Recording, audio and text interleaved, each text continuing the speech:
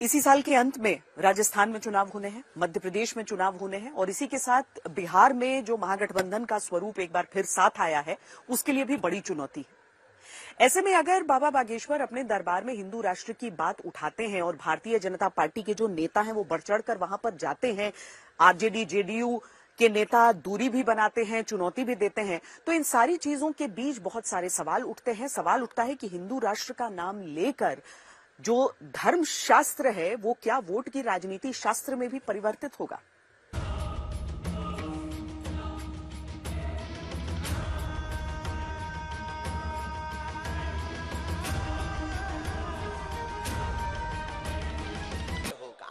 हम मानते हैं कि असुविधा हुई, बैठने की सुविधा नहीं थी, पानी की व्यवस्था नहीं थी, पंखा नहीं थे, लेकिन ठीक है, ये तो 2-3 दिन की बात है, ये तो कहीं पर भी व्यवस्था मिल जाएगी।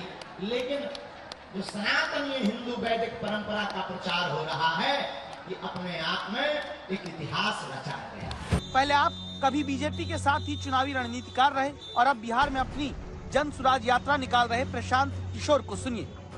बीजेपी किसका फोटो लगाती है, मतलब जय श्री राम का फोटो लगाते लगाते अब धीरेन्द्र शास्त्री का फोटो लगा रहे हैं, तो वही दिखाता है कि उनकी कितनी तरक्की हो रही है। अब राम जी पर भरोसा कम हो गया होगा, तब शास्त्री जी पर भरोसा करके चलेंगे। आपको तो मंदिर, अयोध्या में मंदिर बन रहा है, उसका ना फोटो लगाना चाहिए। राम जी के नाम पर वोट मांगिए, अब शास्त्री जी का फोटो काहे लगा रहे हैं। बाबा बागेश्वर के दरबार के आयोजक पटना में डिप्टी सीएम तेजस्वी यादव के घर जाकर न्योता दे आए, कहे कि आप भी दरबार में आइएगा। निमंत्रण स्वीकार कर लिया है, लेकिन जब सवाल हुआ तेजस्वी यादव से तो उन्होंने इनकार कर दिया। हम खुद ही व्यस्त हैं। आप लोग तो जानते ही हैं कि कितना निमंत्रण हम लोगों के यहाँ आता रहता, तो उससे हम लोगों को कोई फर्क नहीं। हमारा एकमात्र लक्ष्य है कि जनता का जहाँ भलाई हो वहीं हम अपना समय दें।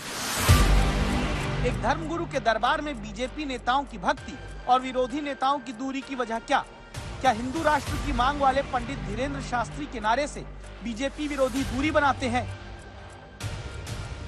आम भक्त जो है यहाँ एकजुट हुए हैं, इसका एकमात्र कारण है कि सभी सनातनियों को जोड़ देना। ये जातिगत जो राजनीति बिहार, झारखंड और सभी जगह होती है, इससे ऊपर उठ करके सभी सनातनी जो एकजुट होकर के एकता का परिचय देकर ये बतलाए हैं, उनके मुंह पे कड़ा तमाचा मारे हैं, बतलाए हैं कि जाति कोई बड़ी नहीं होती, सब कोई धर्म बड़ी होती है, वो धर्म बड़ी होती है। क्या इसीलिए बाबा बागेश्वर के पटना में चलते दरबार में बीजेपी नेता हाथ जोड़ कर आते हैं और जाति आधारित वोट बैंक वाले दल दूरी बना लेते हैं? हिंदू राष्ट्र के बाद जब हिंदू राष्ट्र की घोषणा होगी तो ये जो जातिवाद की बार बार रोटियां, जो बार बार बैकवर्ड और फॉरवर्ड के नाम पर भिड़ाया जाता है और पॉलिटिक्स की जाती है, हिंदू राष्ट्र के बाद ये सब समान हो जाएंगे, हम सब हिंदू हो जाएंगे। सबसे पहले हम हिंदू हैं, हिंदुत्ववाद की बात होगी और इसमें फिर ना कोई बैकवर्ड होगा ना कोई फॉरवर्ड होगा। हिंदू राष्ट्र के बाद में ये जो बार बार पंथ और मजहब की लड़ाई छिड़ जाती है, ये नहीं होगी। आप अपने जिनको मानते हो आप मानिए, और ये राष्ट्र सनातन का राष्ट्र है।